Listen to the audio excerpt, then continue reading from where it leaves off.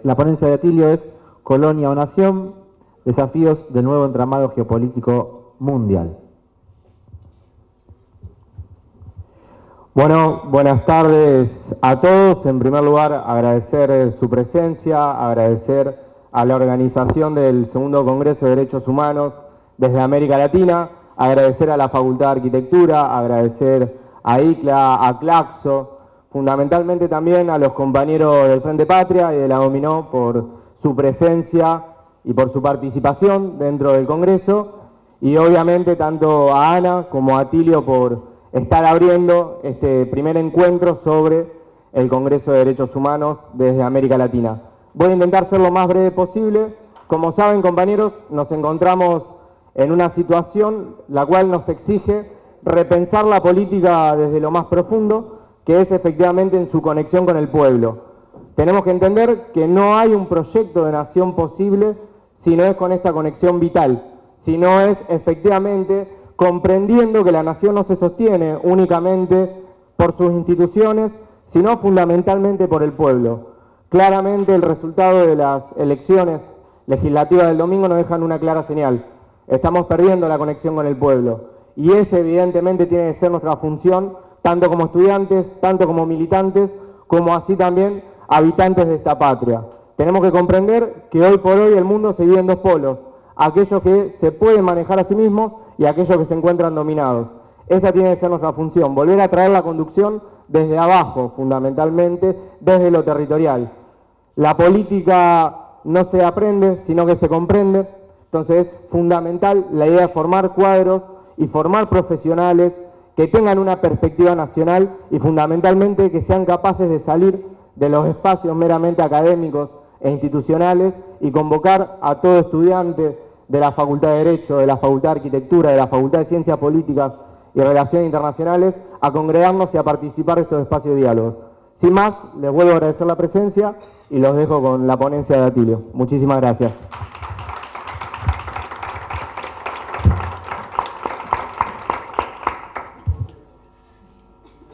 Bueno, muchas gracias por la participación. Bueno, como les decía, Atilio nos trae una exposición que tituló Colonia o Nación, desafíos del nuevo entramado geopolítico global. Bueno, parecido como me pasó con Ana, no voy a leer obviamente toda la presentación de Atilio, ya lo conocemos todos y todas. Él es sociólogo, politólogo, ensayista, pensador, doctor en filosofía, en sociología, en ciencia política, por la Universidad de Harvard. Ha sido vicerrector de la Universidad de Buenos Aires en la década del 90, también secretario ejecutivo de Claxo entre el 97 y el 2006. Bueno, sinceramente me voy a ahorrar la presentación de su currículum porque si no se nos va a hacer hasta mañana, Atilio. Así que no, muy bienvenido Atilio Borón a la Universidad Nacional de Rosario. Con un aplauso vamos a permitirle abrir su ponencia.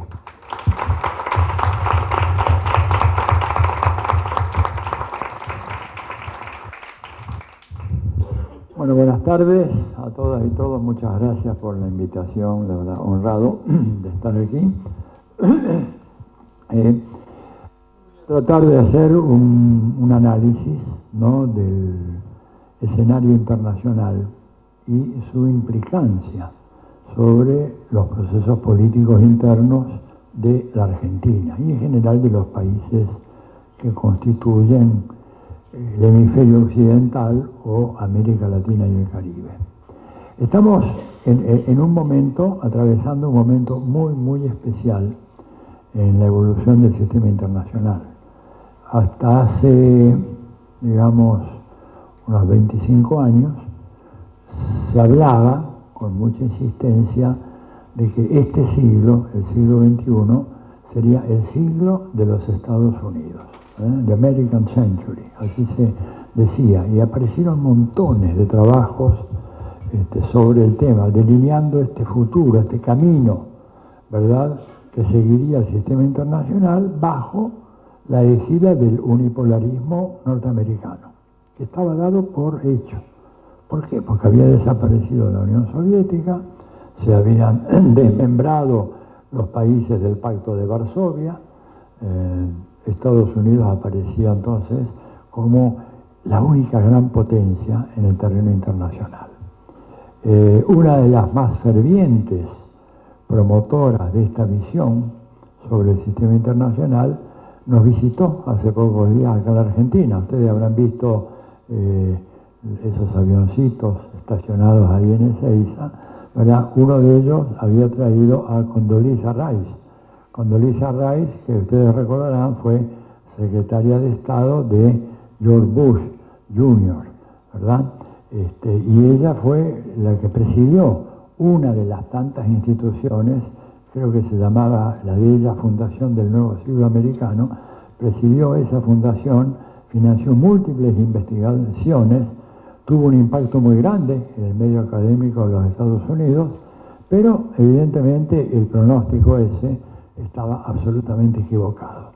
Y bastó que se vinieran abajo las Torres Gemelas, mejor dicho, que las derrumbaran, ¿no es cierto?, en aquellos atentados, para que esa ilusión de un Estados Unidos inexpugnable, que jamás podía ser derrotado, que nunca había sentido en su territorio, desde 1812, el disparo de una bala.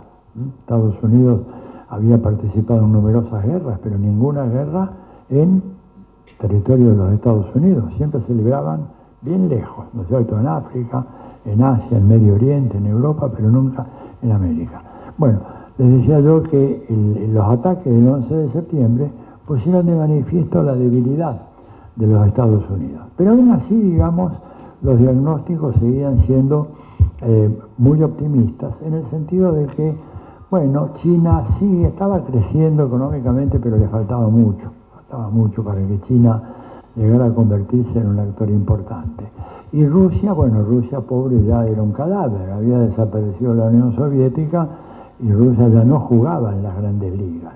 Japón era un peón de los Estados Unidos en el extremo suroriental de Asia, no era ya un rival, había un rival en un momento en los años 80, hubo una especie de paranoia colectiva, yo vivía en esos momentos ocasionalmente en Estados Unidos, y era impresionante como la gente pensaba que Japón estaba apoderándose de los Estados Unidos.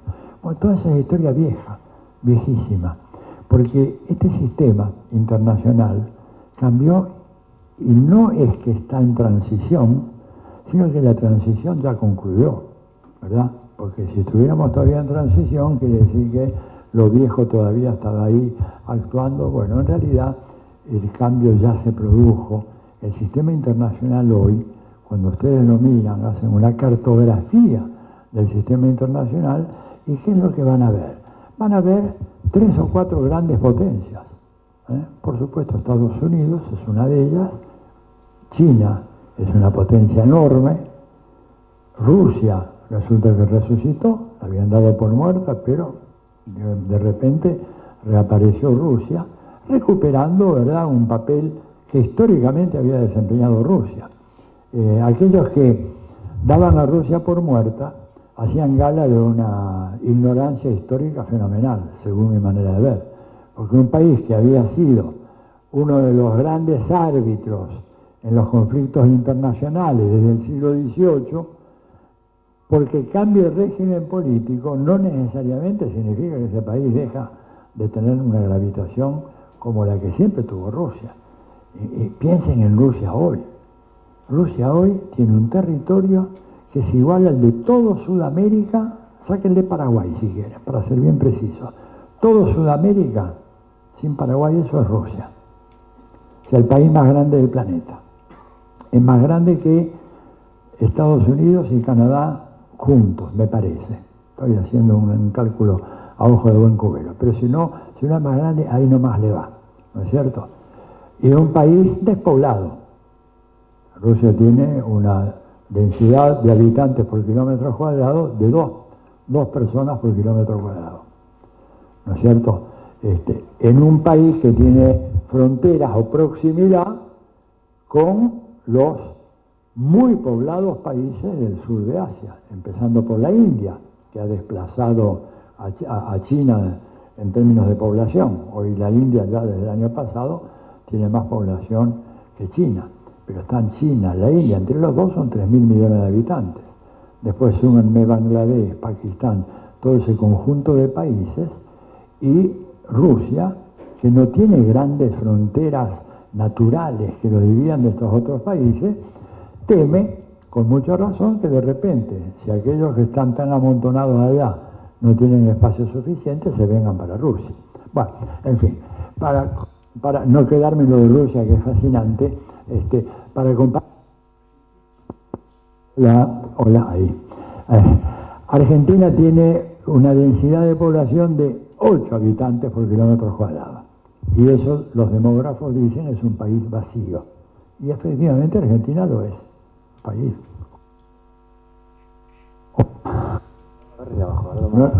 ¿Cómo? ¿Así es? Bueno. Hola, bueno.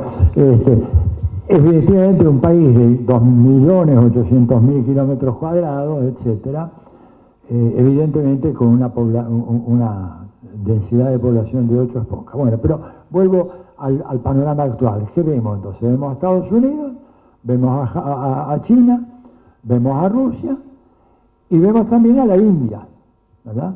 Que en este país prácticamente se ignora casi todo de India, no solo en este país, en la Cancillería Argentina. No hay gente especializada en la India, lo cual habla de el carácter muy amateur de la Cancillería Argentina por comparación a la de otros países, ¿verdad? En donde sí tienen información. Ahora, ¿qué quiero decir con esto? Lo que quiero decir con esto es que esa nueva geografía geopolítica demuestra para cada uno de esos actores, aparte de otros, ¿verdad? Porque una de las novedades que hay hoy es que aparte de ese cuadrilátero de actores, hay muchos actores no nacionales o no estatales. A ver, ¿cuál es el país más poblado del mundo? Dijimos, ayúdenme a ser más dinámico. Bueno, la India, muy bien, están equivocados. El país más poblado del mundo se llama Facebook. Tiene 3.200 millones de usuarios activos. Ahora, ¿ese es un actor del sistema internacional o no? ¿O es lo mismo que el almacenero de la esquina? Es un actorazo internacional. Y pensemos en Google, pensemos en Amazon, pensemos en Microsoft, ¿verdad?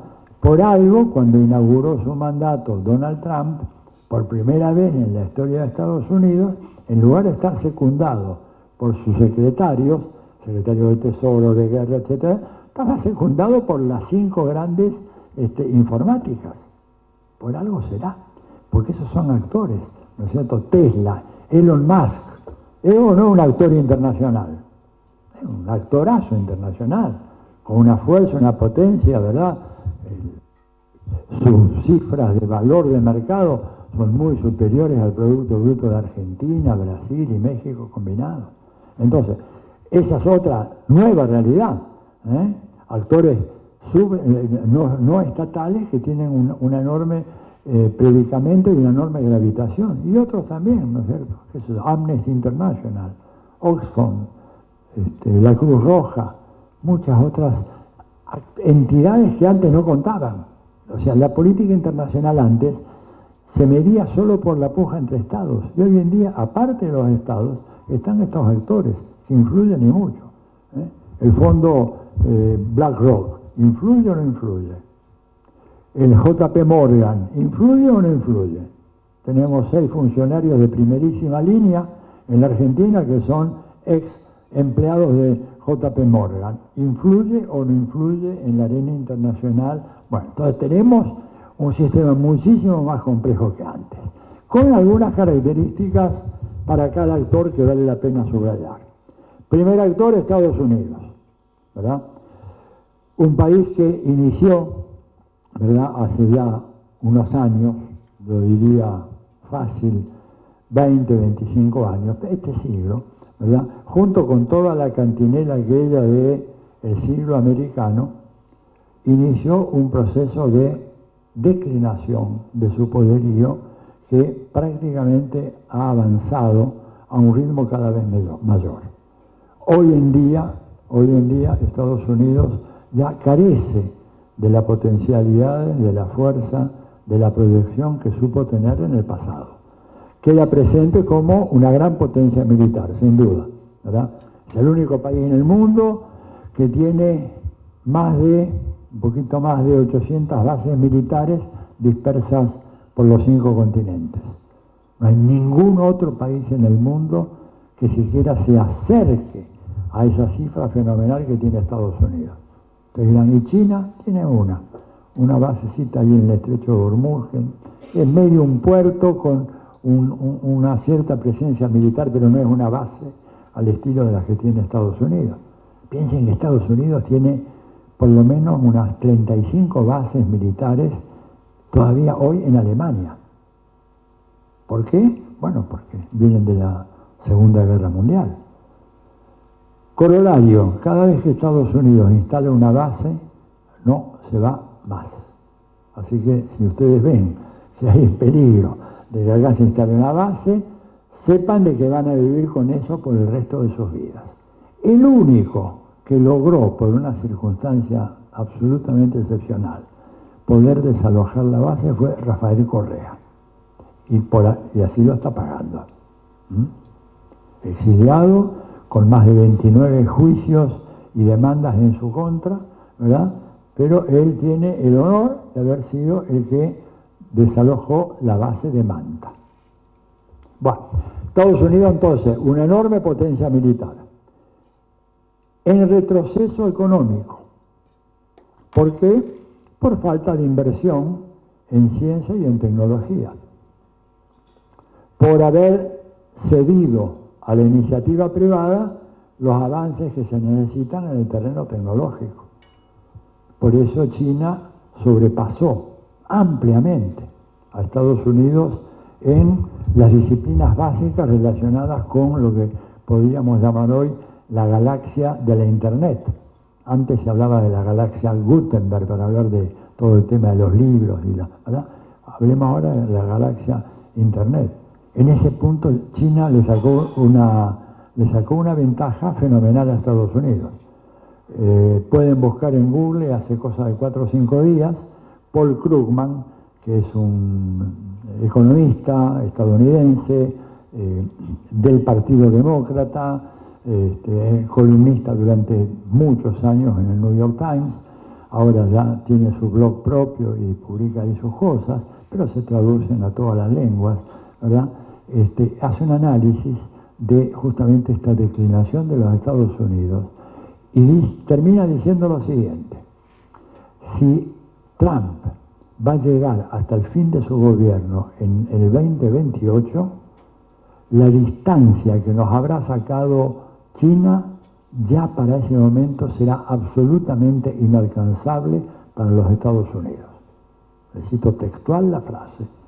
A mí me sorprendió porque Krugman no es un tipo de hacer afirmaciones de ese tipo. La volví a leer y ya se nos saca China una ventaja que hará que Estados Unidos no pueda llegar nunca a emparejar esa carrera. Y piensen nomás en un elemento de los muchos que podemos hablar, el número de graduados, por ejemplo, en ciencias de la computación. O sea, no los posgraduados, sino los bachilleres, ¿no? Que después siguen su doctorado. Pero la estadística comparativa demuestra que en el año 2000 Estados Unidos y China graduaban aproximadamente el mismo número de chicos, terminaban los 4 años del college en ciencias de la computación. Se graduaban unos 198.000 en Estados Unidos y unos 202, 203.000 en China. En la actualidad, China gradúa 1.800.000 por año y Estados Unidos sigue todavía graduando 200, 201.000, 202.000. O sea, China ya gradúa 7 u 8 veces más científicos de la computación de lo que gradúa Estados Unidos. Y esto es una diferencia pero tremenda que se refleja en las patentes y marcas. Si ustedes hacen un análisis de las patentes y marcas que están registradas en la oficina suiza, que es la Oficina Internacional de Patentes y Marcas, Estados Unidos hasta el año 2013-2014 era el país que más patentes y marcas registraba por año. Desde el 2015 para acá China le pasó, pero por encima, totalmente. Ahora registra muchas más. Hay una gran diferencia entre China, no es que es un poquito más, no, es mucho más entre China y Estados Unidos. Entonces, esto habla de la degeneración de Estados Unidos. Un país que se desindustrializó, siguió las políticas, el consenso de Washington, así le fue, ¿verdad? Cuando Trump dice, vengan los empresarios otra vez y abran acá sus fábricas, ¿y por qué no vuelven? Primero porque no es un país confiable, menos con un presidente como Donald Trump, que un día dice te pongo un arancel de 100, al otro día dice no, te pongo de 500, y después te dice bueno, sentémonos, charlemos y te bajo a 50. Esa imprevisibilidad es fatal para gente que maneja inversiones de miles de millones de dólares. En segundo lugar, porque no tienen obreros. Estados Unidos perdió las 2/3 partes de su clase obrera industrial. O sea, abrir la fábrica, pero no tenés el tipo que maneje bien un torno informatizado. Y en tercer lugar, porque la producción se internacionalizó tanto que un iPhone, ¿no es cierto? Te dicen, bueno, obligo a la fábrica, a la gente de Apple que venga acá y lo fabrica acá. Y mantengo mi política de aranceles, etc. El iPhone tiene por lo menos 23 patentes de otros tantos países. Porque resulta que la tapa la producen, qué sé, Argentina. La pantalla la producen en Singapur. El semiconductor viene de Taiwán. ¿Cómo haces entonces? Y además estás haciendo guerra a Taiwán, a Argentina, a Brasil. Digo, es imposible, es inviable todo esto. Y esto lo dijo de manera muy clara alguien a quien no se puede acusar de anti-norteamericanismo ni nada, como el expresidente Jimmy Carter, ¿verdad? Que fue un personaje muy interesante en la política de Estados Unidos. Él vivió toda su vida en un pequeño pueblito del estado de Georgia, se llama Plains, ¿verdad? Y fue siempre miembro de una iglesia bautista, estaba en su pequeño pueblo. Para los que no están familiarizados con estas denominaciones religiosas del protestantismo, la iglesia bautista es básicamente la iglesia de los negros americanos, o sea, los afroamericanos tienen en la iglesia bautista su forma de rezar estandardizada, digamos. Le llaman allá en Estados Unidos la iglesia de los negros. Pero hay blancos también, entre ellos estaba Jimmy Carter. Entonces, un día, y eso fue un poquito antes de la pandemia, le piden a él que pronuncie lo que se llama el sermón, que es una intervención que hace uno de los feligreses. En estas iglesias reformadas no solamente hablan los pastores, sino también habla la gente de la Grey, los creyentes, los miembros de la congregación. Y le pidieron a Carter que dijera unas palabras. Y él dijo, miren, yo quiero compartir con ustedes mi gran preocupación, porque yo veo que Estados Unidos está perdiendo la carrera tecnológica, un poco en la línea de lo que lo decía recién, la estamos perdiendo con China, y cuando uno se pone a investigar, observa o comprueba que, por ejemplo, desde que logramos nuestra independencia, en 1776 hasta ahora, dijo él, Estados Unidos tan solo estuvo 19 años sin librar una guerra en el exterior. Durante más de 2 siglos estuvimos librando guerra en el exterior. Solo en 19 años, ¿verdad?, no estuvimos en guerra. Y ahora pregúntense, le dijo a los que estaban ahí, pregúntense en cuántas guerras se metió China desde que triunfó la Revolución de Mao, en 1949. En ninguna. O sea, nosotros nos desangramos en guerras libradas en numerosos países de los 5 continentes, mientras ellos no gastaron un centavo en guerras e hicieron una inversión en alta tecnología. Y por eso decía, vemos nosotros que el automóvil chino va cada vez más lejos y no lo podemos alcanzar. De alguna manera lo de Paul Krugman, que les mencioné recién, lo había dicho con palabras menos técnicas el presidente Carter. Bueno, esta es la realidad. Esta es la realidad, ¿verdad? Estados Unidos se desangró ahí y por eso pierde la carrera tecnológica. Cuando digo pierde, que no es que la está librando, ya la perdió. Recuperarla va a ser una tarea inmensa, pero los otros también progresan. Por eso la política exterior de Estados Unidos desde hace unos años se reduce a 3 palabras: keep China out. Mantengan a China lejos. Esto es lo que han dicho el gobierno argentino. Esta es la política de ellos. No tienen otra. ¿Por qué no tienen otra? Y no tienen otra porque justamente perdieron esa carrera tecnológica en las cosas más elementales de la vida.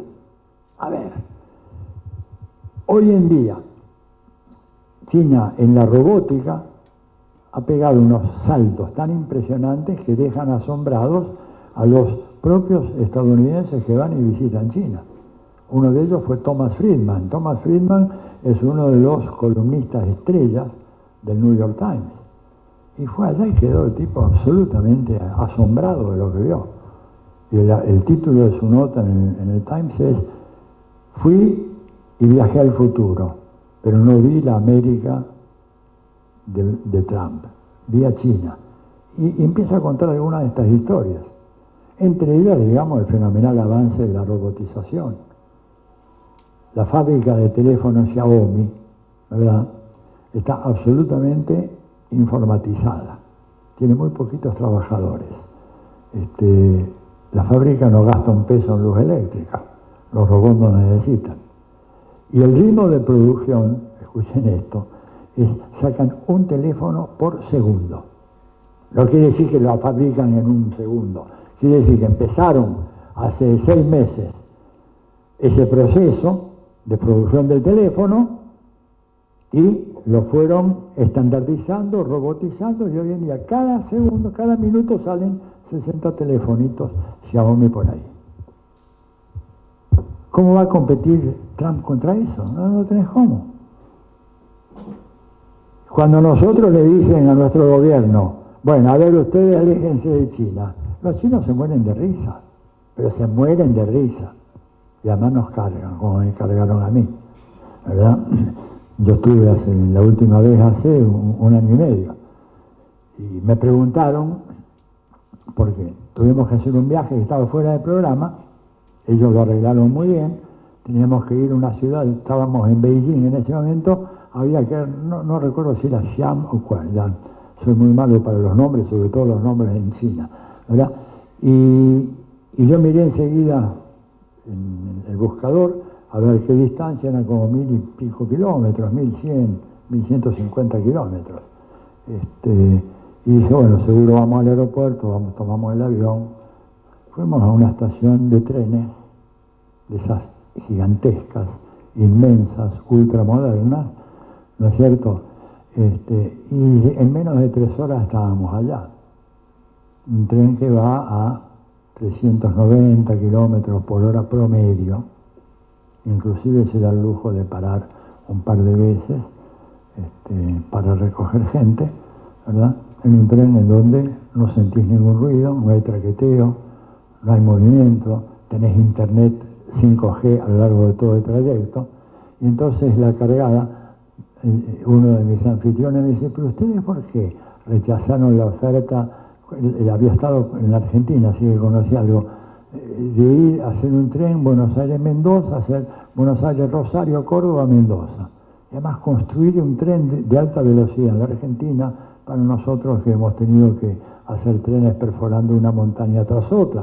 No se olviden de que las estribaciones del Himalaya recorren casi toda China, ¿verdad? Dice, eso se hubiera construido, pero en poco tiempo. ¿Por qué no aceptaron? Y yo, ¿qué le podría decir? Porque tenemos unos gobernantes berretas de cuarta que no entienden temerosos de que se enoje el señor embajador de los Estados Unidos, y entonces tenemos la carreta esta infame, ¿verdad?, que demora 7 horas y media en llegar a Mar del Plata, no sé, hay un tren todavía que viene acá, ¿no? ¿Cuánto demora? 5 horas, y por eso estamos como estamos, digo, es decir, no es casual esto, no es casual. Y por eso le digo, además, mientras ustedes ven este panorama de un Estados Unidos quedándose atrapado, ¿verdad?, con problemas, por ejemplo, de insumos fundamentales, las tierras raras. Las tierras raras tienen un conjunto de minerales que son muy importantes para justamente todo el tema de la informática, la celular, los satélites, las armas, los misiles, y ellos tienen muy poco. Y para desgracia de ellos, la gran mayoría, la mayor reserva mundial de tierras raras está en la China. Nosotros tenemos un poquitito, ¿verdad? Pero China tiene probablemente el 70-75% de las reservas mundiales, por eso están locos con China.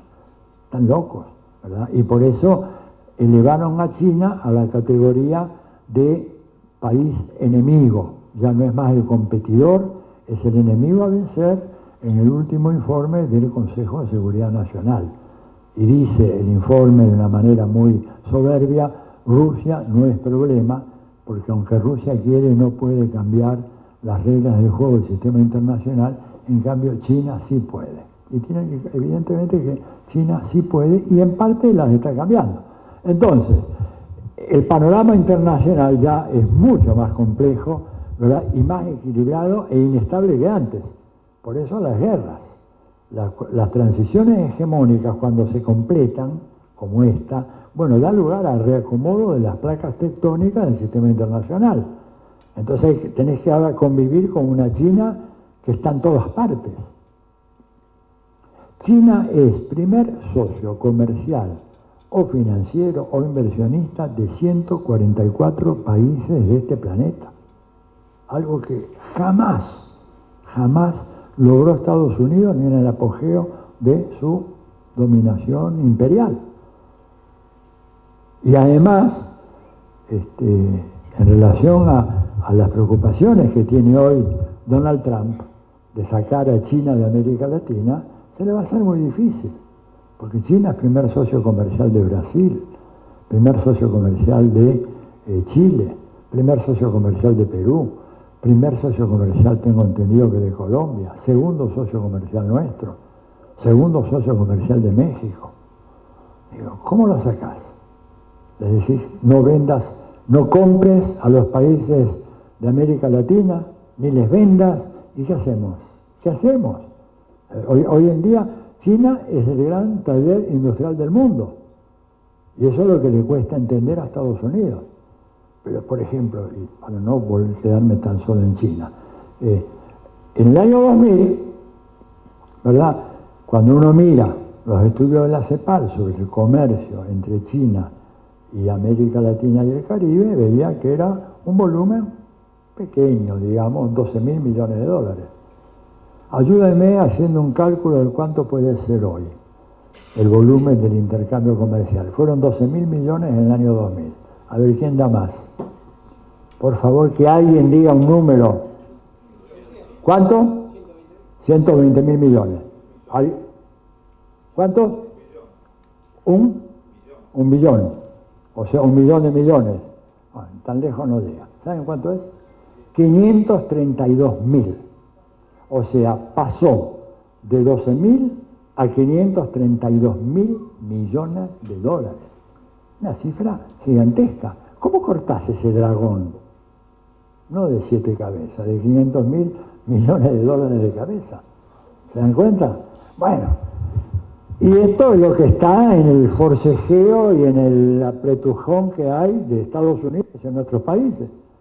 Estados Unidos, ante esta realidad internacional, ¿qué es lo que quiere hacer o qué es lo que está tratando de hacer? Bueno, recuperar el control absoluto de América Latina y de los recursos naturales que tiene América Latina, y de esa manera poder enfrentar, ¿no es cierto?, al dragón chino. Pero resulta que, ¿qué va a hacer? ¿Lo va a tumbar a Maduro? ¿Lo va a tumbar a Lula? Digo, cualquiera que sea el gobernante, digamos, estas economías están muy fuertemente articuladas, no las puede cortar. Además, el tema de la internacionalización de la producción hace de que por más que intenten cortar a China, bueno, viene por otro lado algo. En fin, un último detallecito, para que vean un poco en perspectiva la declinación de Estados Unidos. Estados Unidos, por ejemplo, en tema trenes de alta velocidad, tiene tan solo un tramo, que es desde Boston hasta Washington y un poquito más al sur, ¿no es cierto? Son tramos de unos 1000 y pico kilómetros. Tiene un tren, que ellos le llaman high speed, alta velocidad, pero en realidad es un tren rápido, sí, 230, 250 kilómetros por hora. El chino más lento, menos rápido de lo rápido, va promedio 390, como les dije recién. Pero además, Estados Unidos tiene 1200 kilómetros de vías férreas de alta velocidad. China tiene 45.000 kilómetros de vías férreas de alta velocidad.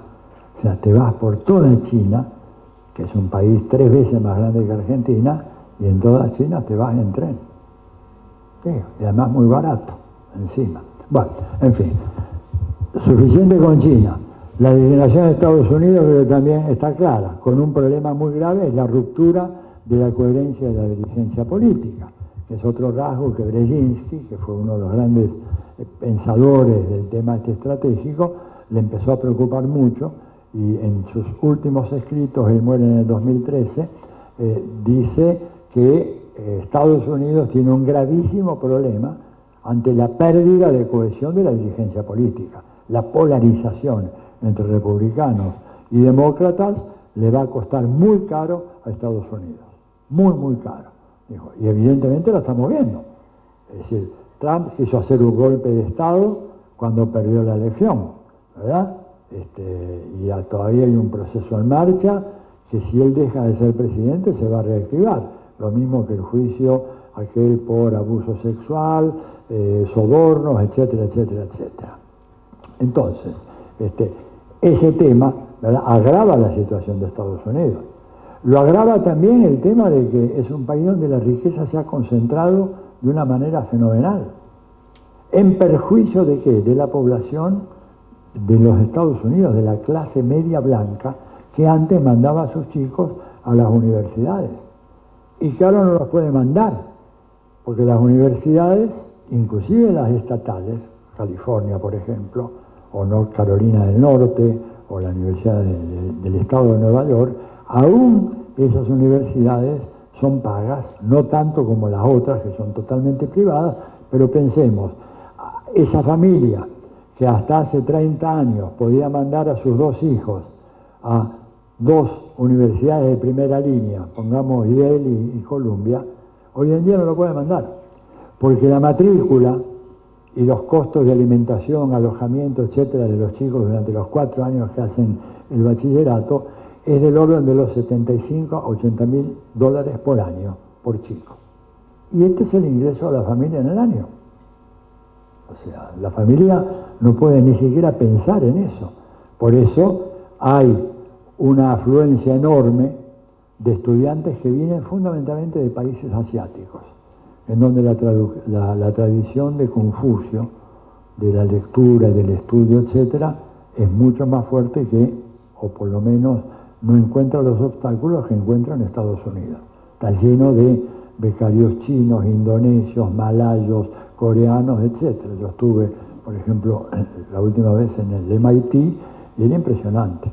En el departamento, sobre todo de ciencias de la computación, prácticamente veías un estadounidense por cada 7 u 8 orientales. Entonces, esto a la larga impide a los Estados Unidos competir en ramas de punta, autos eléctricos, por ejemplo, los chinos le pasaron por encima 20 veces. Bueno, está ahí no basta de China. Rusia, ¿qué pasó con Rusia? Bueno, a Rusia la dieron por muerta, nunca des por muerta a tu enemigo, digamos, un error garrafal. Y Rusia resulta que se abrió, una vez que cayó la Unión Soviética, se abrió de brazos para recibir las inversiones de los capitalistas europeos y estadounidenses, que efectivamente fueron a Rusia. ¿Pero qué hicieron?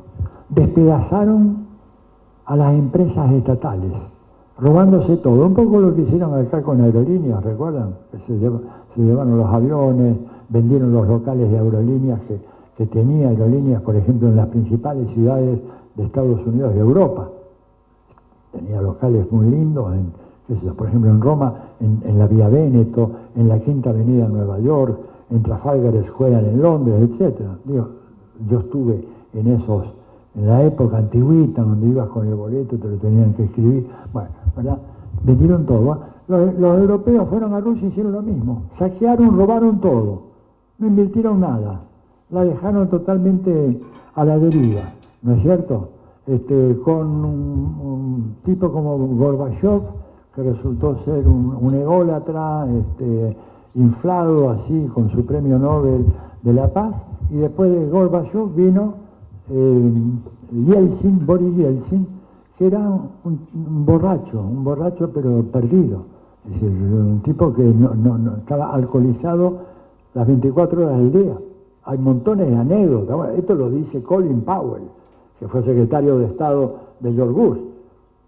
Dice textualmente en su autobiografía, Powell, que nadie era más fácil para negociar en el terreno diplomático que Boris Yeltsin.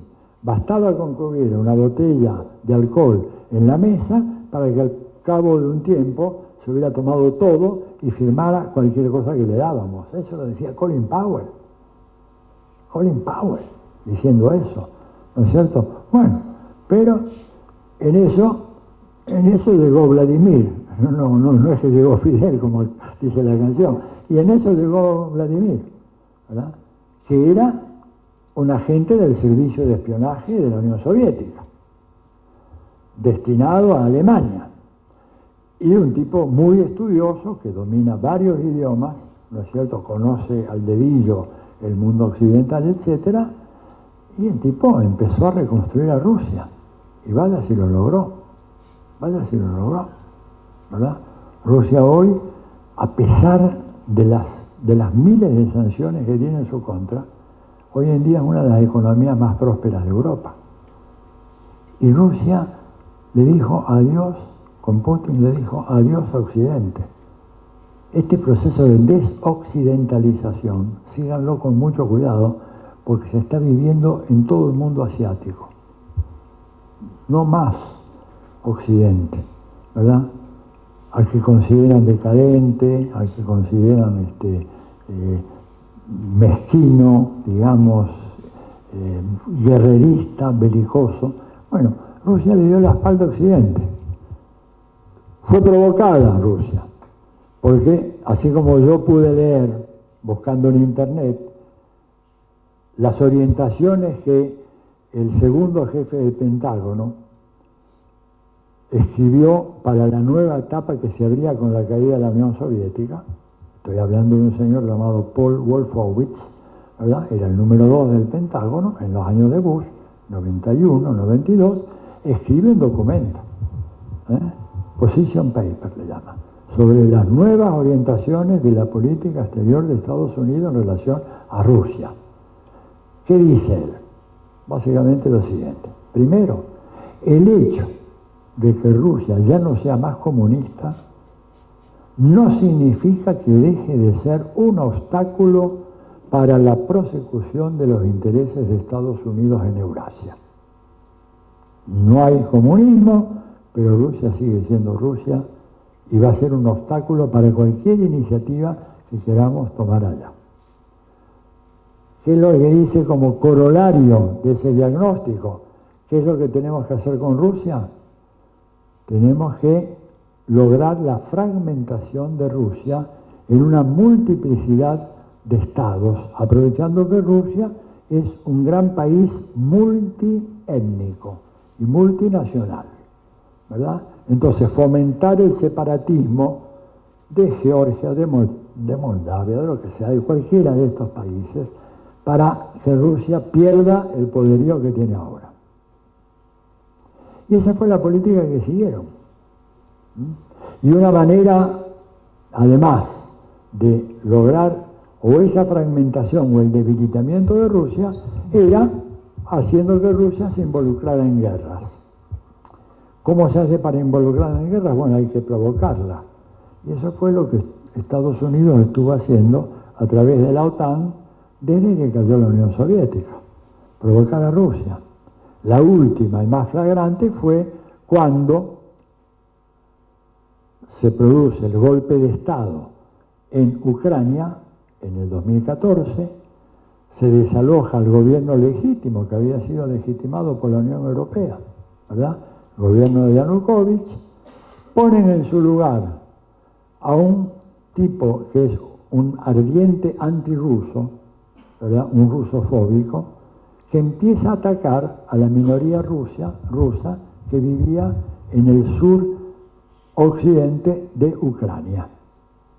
Una guerra civil. A lo largo de todos esos años, 2014, 15, 16, 17, ante la protesta de Moscú, que quería proteger a la población rusoparlante que estaba en esa zona de Ucrania. Finalmente, en un momento dado, Estados Unidos decide mover su pieza en el ajedrez y proponer a través de sus socios europeos que Ucrania ingrese a la OTAN. Y esto era la línea roja que Moscú había trazado desde hacía mucho tiempo. ¿Por qué? Porque Ucrania en la OTAN, si ustedes miran el mapa, Ucrania es el país que más penetra en territorio ruso, desde el cual se puede disparar un misil convencional, no el hipersónico, que Estados Unidos no tiene todavía, pero el convencional, y desde la frontera ruso-ucraniana hasta Moscú, ese misil demora 5 minutos en dar en el blanco. O sea que era una amenaza absolutamente existencial. Y eso provocó la respuesta de Rusia por la vía de esta ocupación militar, en respuesta a la agresión. Ojo, los más lúcidos autores de Estados Unidos, que por supuesto no lo recoge la prensa hegemónica, ni de Estados Unidos ni la de acá, dicen que Rusia tuvo la lógica reacción que tiene que tener cualquier Estado que se vea amenazado de esa manera. Que si a los Estados Unidos le hubieran puesto en la frontera entre México y Estados Unidos, digamos en Tijuana, enfrentando ahí a San Diego, o no sé qué otra ciudad está ahí al lado, un acuerdo, ¿verdad?, de armamentos chinos o rusos, bueno, Estados Unidos no hubiera demorado 5 minutos en invadir México para prevenir eso.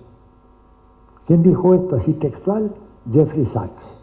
Digo, no son mis opiniones, es lo que yo aprendí leyendo de ellos. Bueno, total que Rusia se desacopla del Occidente, sanciones de todo tipo, le retienen los 300.000 millones de dólares que Rusia tenía depositados en bancos europeos, no le devuelven ese dinero, le hacen estallar el gasoducto, el Nord Stream 2, que era lo que garantizaba que Alemania y Europa en general pudieran competir con la producción industrial china. Y no dijeron una palabra. ¿Ustedes pueden creer que no hay un juicio entablado por el gobierno alemán contra quienes hayan hecho estallar ese gasoducto, que era fundamental para Alemania? Alemania está en la lona ahora, está con crecimiento cero o decrecimiento económico, y un desarme de todo el poderío industrial, porque eso se basaba en buena medida en petróleo y gas barato que venía directo por el gasoducto. Bueno, y ahí está la guerra, resultado de la guerra. Una guerra que continúa, a pesar de que pudo haber parado a los 3 meses. Miren, a los 3 meses, o 4 meses, en junio, Kissinger dijo, lo único que puede hacer Zelensky es aceptar la cesión de la parte histórica rusa de Ucrania y llegar a un acuerdo de paz que se le garantice, pero a Ucrania, la salida al Mar Negro, cosa que Rusia estaba dispuesta a hacer. Estaban en Estambul delegados de Ucrania y de Rusia elaborando la letra chica de este acuerdo final y Joe Biden ordena a Ucrania que no firme absolutamente nada, que Estados Unidos la va a seguir apoyando hasta el fin, ¿verdad? Que va a haber nuevos envíos de armamentos para Ucrania, y no solamente eso, le pide al premier británico, que era Boris Johnson, que vuele a Estambul, a donde está la reunión, y que saque a los ucranianos de esa reunión, cosa que Boris Johnson hizo, ¿verdad? Y sigue la guerra. ¿Cómo va a terminar esta guerra? Bueno, Ucrania está despedazada. Y eso que Rusia no está aplicando las fórmulas más letales de su fenomenal armamento. Pero si la guerra sigue, no va a quedar piedra sobre piedra. Y lo criminal de todo esto es que es una guerra de la OTAN y de Estados Unidos contra Rusia.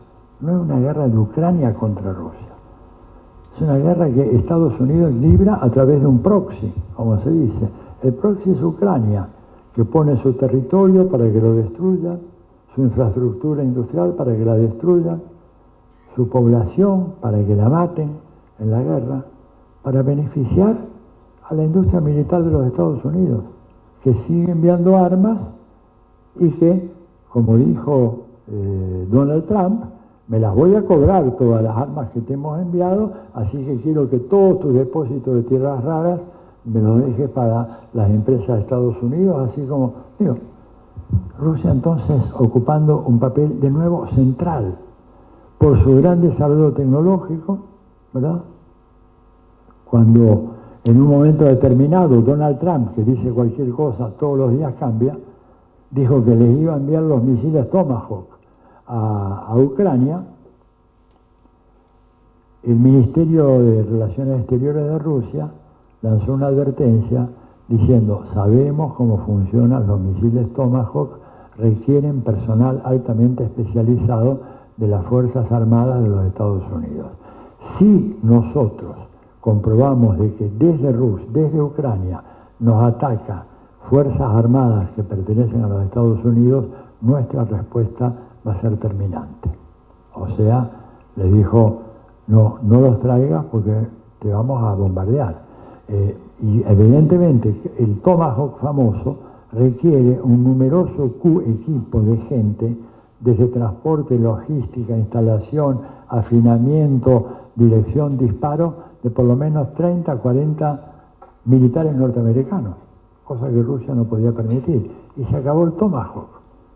Se acabó el Tomahawk, no hay Tomahawk para Ucrania, Zelensky está desesperado. Entonces, ahí tenés este otro actor que reapareció con fuerza, que se desprendió de Occidente, que fortaleció el eje de la economía mundial instalada en el Asia-Pacífico, con centro en China, con una presencia muy importante de la India, Rusia que se acopla a todo eso, Rusia que deja de vender petróleo a Alemania y a Europa, ¿verdad? Y lo vende en mayores cantidades todavía a la India y a China, que le compran todo el petróleo que Rusia pueda vender y todo el gas que Rusia pueda mandar.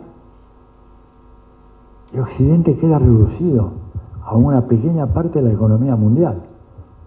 Entonces, estamos en ese escenario tan complejo, y agréguenle, bueno, el enorme desarrollo de India, etcétera, ¿verdad? Que también es muy importante, y como India también juega, la han tratado de seducir, pero los tipos se han dado cuenta de que no se puede confiar en Occidente.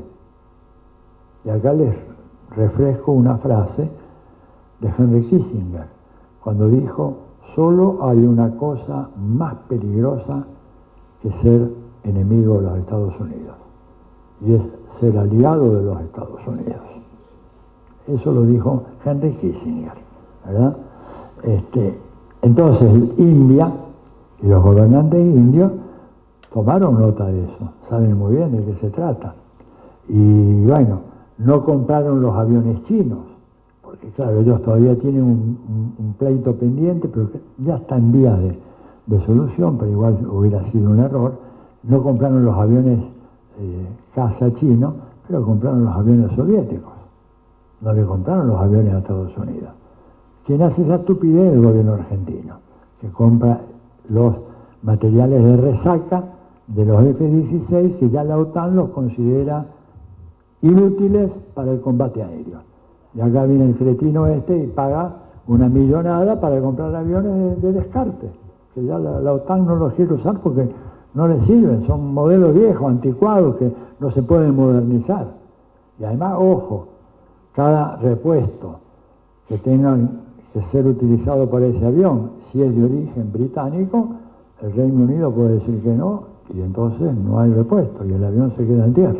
Bueno, como ven ustedes en este complejísimo escenario internacional, la situación de los países de América Latina es muy complicada, porque ahora Estados Unidos, que había hecho de la política de la, se llamaba así, negligencia benigna, así se llamaba la política, negligencia benigna en relación a América Latina y el Caribe, ahora América Latina y el Caribe adquieren una preponderancia fundamental. Por eso la generala Laura Richardson, la ex jefa del Comando Sur, hizo varias veces recorridas por los países de Sudamérica y cada vez que llegaba decía nuestro litio, nuestro petróleo, nuestro oro, nuestro cobre, etc. Porque ellos creen que eso les pertenece. Y más o menos lo mismo dijo Halsey, el almirante, que te acaba de renunciar. ¿Por qué renunció?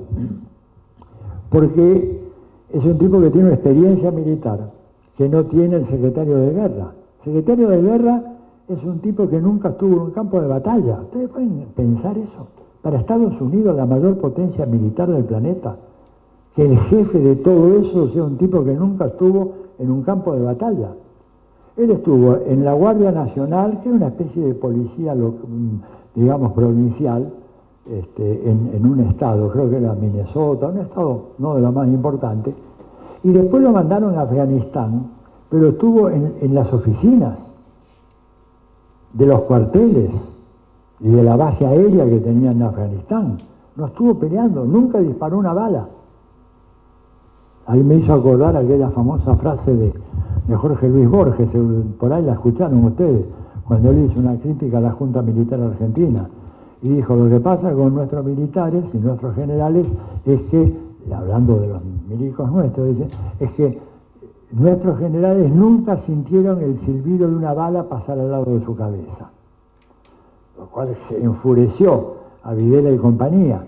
Y salió uno de los militares a decir, eso es una infamia, yo estuve en combate y yo sentí el ruido, el silbido de la bala, y Borges, que era incorregible, dijo, perdón, sí, el general fulano de tal sintió una vez el silbido de una bala pasar al lado de su cabeza, como diciendo, es el único, los demás no sintieron nada. Bueno, este nunca sintió nada, y por eso llamó a la gran reunión de todos los altos mandos, almirantes, brigadieres del aire, generales de tierra. Había más de 800 milicos ahí, y le dijo acabar con la cultura woke, no quiero gordos, no quiero bien entrenados, no quiero mujeres. El tipo está absolutamente en un delirio tremens, ¿se dan cuenta? Bueno, Halsey, que es un tipo formado, que estuvo peleándola, y sí, ese se fajó, y estuvo en varias misiones complicadas, renunció al Comando Sur. Cuando vio que Trump empezaba a bombardear lanchas de pescadores en el Caribe, que ahora se ha verificado. Algunas fueron solamente inteligencia artificial, las primeras, pero después entraron a matar tipos en serio, y aparecen los cuerpos, y aparece el reclamo. Ahora aparece el reclamo en Colombia y en Trinidad Tobago, aparece el reclamo, ¿verdad? Acusación al gobierno de Estados Unidos, en una maniobra que es un mamarracho, y que Halsey dijo, yo no me meto en esta, renuncio. Y efectivamente, cuando planteó eso, bueno, le dijeron, bueno, renuncia, pero igual te quedás hasta fin de año. Pero ya ha renunciado. ¿Por qué? Porque alguien que sabe lo que es la guerra, sabe que la guerra no es solamente tirar abajo una lanchita de pescadores, ni tampoco es solamente bombardear desde satélites, o desde aviones, o con misiles, instalaciones, qué sé yo, en Caracas, en Maracaibo, donde sea. La guerra finalmente la ganás cuando ocupás el territorio. Y plantearse ocupar el territorio de Venezuela, cualquier militar cuerdo de Estados Unidos te dice que es una locura, que las enseñanzas de la guerra de Irak, de la guerra de Afganistán, de los 11 años de guerra en Siria demuestran de que es una tarea tremendamente difícil y sobre todo cuando tenés un territorio de la magnitud, ¿no es cierto?, que tiene Venezuela. El tipo renuncia por eso. Pero bueno, hay una desesperación muy grande y todo se complica porque Argentina, que hasta en el viejo paradigma geopolítico, hasta hace 15 años, 10 años, era irrelevante en la discusión geopolítica entre las grandes potencias, hoy en día adquirió una importancia enorme. ¿Por qué? Bueno, porque resulta que no se sabe muy bien qué va a pasar con el Canal de Panamá. Porque a pesar de lo que dice Trump y lo que dicen algunos tipos de la derecha, también en América Latina, el cambio climático existe y es una realidad. Y resulta que el Canal de Panamá está alimentado por un lago bastante grande que hay en Panamá, pero el régimen de lluvias de Panamá está siendo alterado. Cada vez llueve menos y cada vez hay menos agua en ese embalse. Y si no hay suficiente agua en ese embalse, el canal no tiene agua como para poder subir a través de las esclusas e ir del Caribe al Pacífico y viceversa. Y además te demoras mucho no en cruzar el canal, sino en esperar. De repente tenés que estar 4 o 5 días esperando en alta mar. Y ya en México los chinos construyeron un ferrocarril transístmico que cruza el istmo de Tehuantepec y que es un recorrido son no más de 300 kilómetros según mi cálculo, y tienen un puerto en cada lado. Y entonces van a ir con un tren de alta velocidad también y van a dejar el Canal de Panamá para fines recreacionales, recreativos, para ir, digamos, en un bote, en una lanchita, una cosa muy romántica, ir cruzando las esclusas, pero no podés tener 40 barcos esperando a cada lado del canal. Si alguno de ustedes llega a ir algún día a Panamá a tomar una conexión con Copa, miren, cuando está el avión ya bajando para aterrizar, a la mano izquierda se ve, van a ver un enjambre de barcos que llevan días o semanas esperando ahí para entrar al canal. Entonces, la desesperación de Estados Unidos es, che, los chinos se nos meten por el istmo, bueno, podemos hacer algo y de repente bloquear el istmo, etcétera, pero ¿y por dónde pasan los barcos? Y hay dos caminos, el sur o el norte. El sur vía Argentina, llegar por el Atlántico, el mar argentino, dar la vuelta por el estrecho de Magallanes y ahí emprender el camino. Y es lo único y lo más confiable, porque el norte tenés que pasar por el Ártico, y el Ártico lo domina Rusia.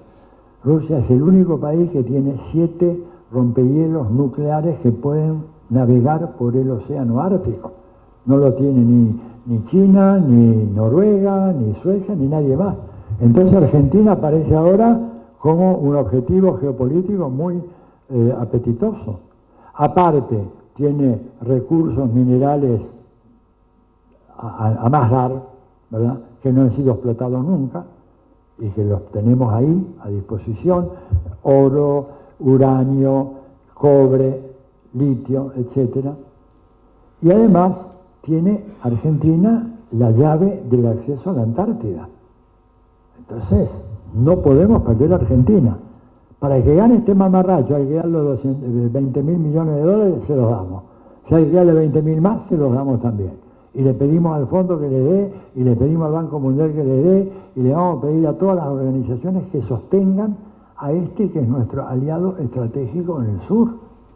Entonces, ¿esto qué significa? Que Estados Unidos vuelve sus ojos hacia América Latina. Argentina, que era totalmente marginal en el viejo juego geopolítico, ahora se transforma en casi la joya de la corona, ¿verdad? Y el país a conquistar y a mantener bajo dominio, porque tiene la llave del paso bioceánico, de la entrada a la Antártida, etc.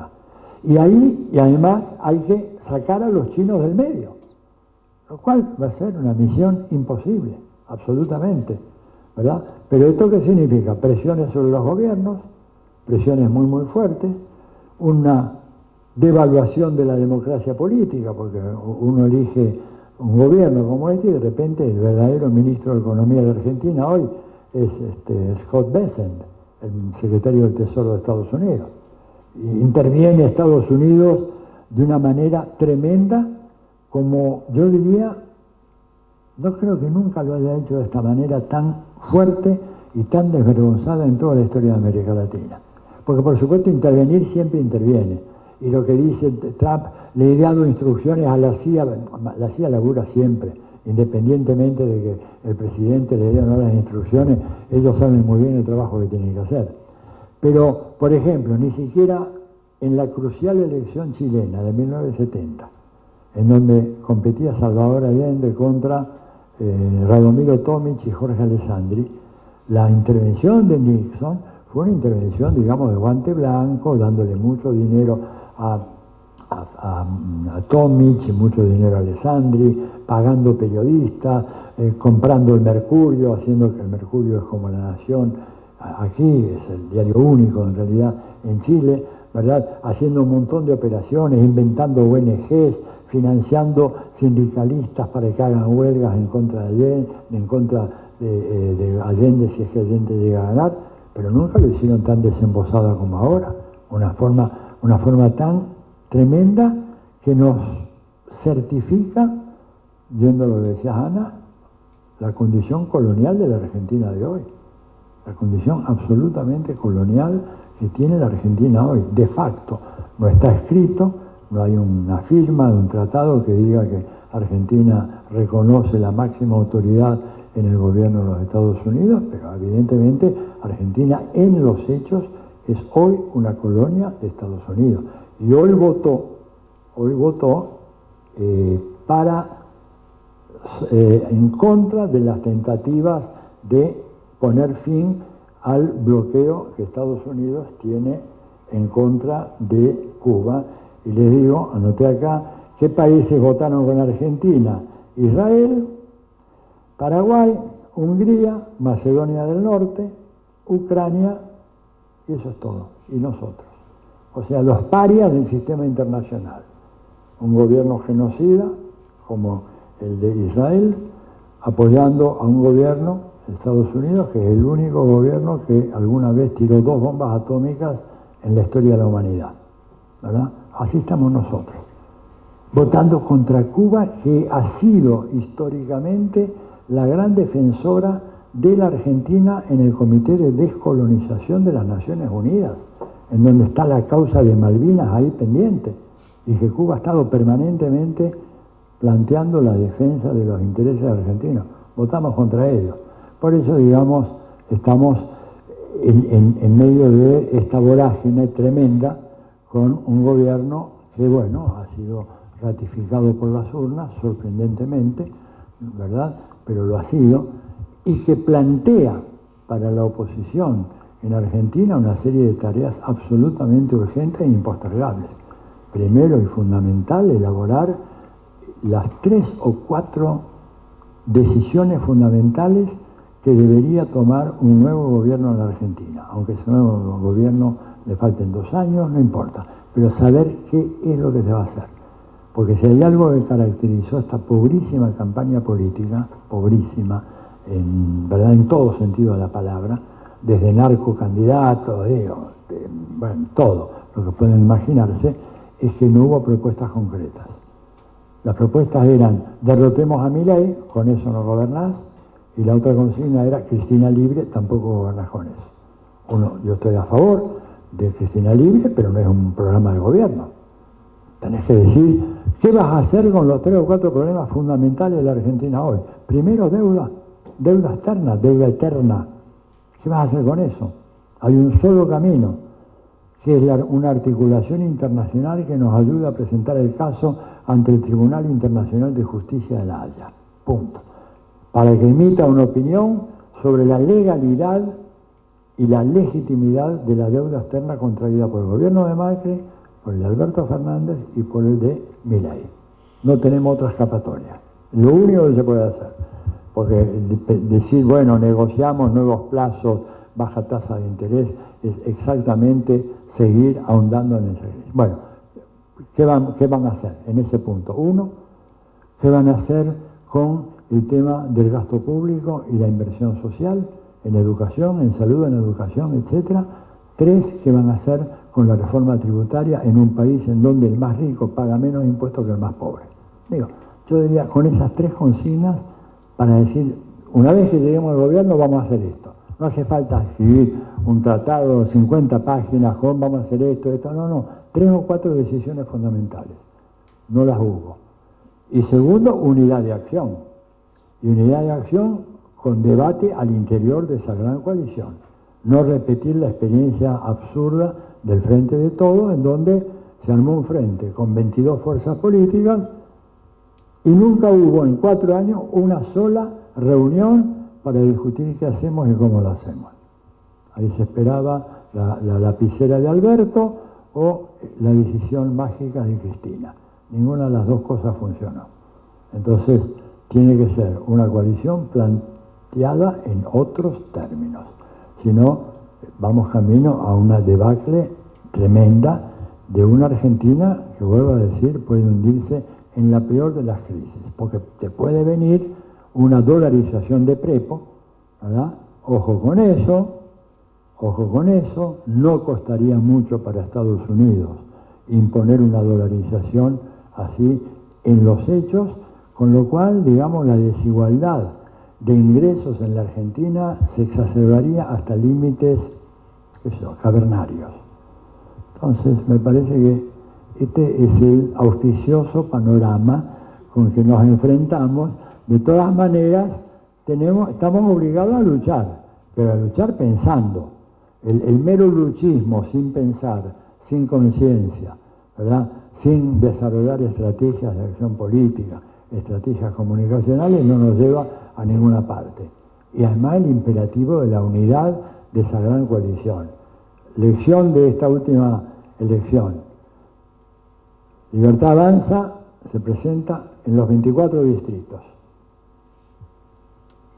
Nosotros, o la gente que está en la vereda de enfrente, Frente Patria, se presenta en 14 distritos. En 10 distritos se presentan fuerzas afines que podrían haberse incorporado todas a una sola estructura política, llamémosle Frente Patria o lo que quieran, pero en donde hubiera habido la grandeza, el altruismo, ¿no es cierto?, de saber de que en condiciones como esta hay que saber ceder algunas posiciones en aras de una victoria colectiva muy importante. En cambio, la oposición se planteó dividida por lo menos en 10 distritos de la Argentina, y por eso no fue como no fue. Esto no fue por un milagro, hubo errores no forzados de la parte del campo de la oposición que llevaron a esta tremenda derrota que ha sido celebrada con grandes gestos en la comunidad financiera internacional, pero, y con esto termino, para sostener un plan económico que es inviable, que cualquier economista serio, cualquiera, sea de derecha, sea de centro, sea de izquierda, con los números en la mano, te dice, esto no se sostiene. Salvo que la condición colonial nos facilite estar viviendo permanentemente asistidos por el Tesoro norteamericano, que cada 3 meses, 4 meses, desembolse 20.000, 30.000 millones de dólares que la Argentina necesita para recuperar la vida económica, recuperar la producción industrial, la actividad económica. Pero si eso es muy improbable que se haga. Piense que Estados Unidos tiene el gobierno cerrado porque no tienen presupuesto, ¿verdad? Y ya hay voces muy fuertes criticando a Trump, le está dando dinero a este tipo y acá resulta que no tenemos dinero para el Medicare, para la asistencia médica. Resulta muy difícil. Y aún así, difícilmente el plan pueda prosperar. Bueno, paro acá porque me parece que ya he hablado de más, así que Un poco de agua y escucho algún comentario o pregunta si ustedes quieren. Muchas gracias.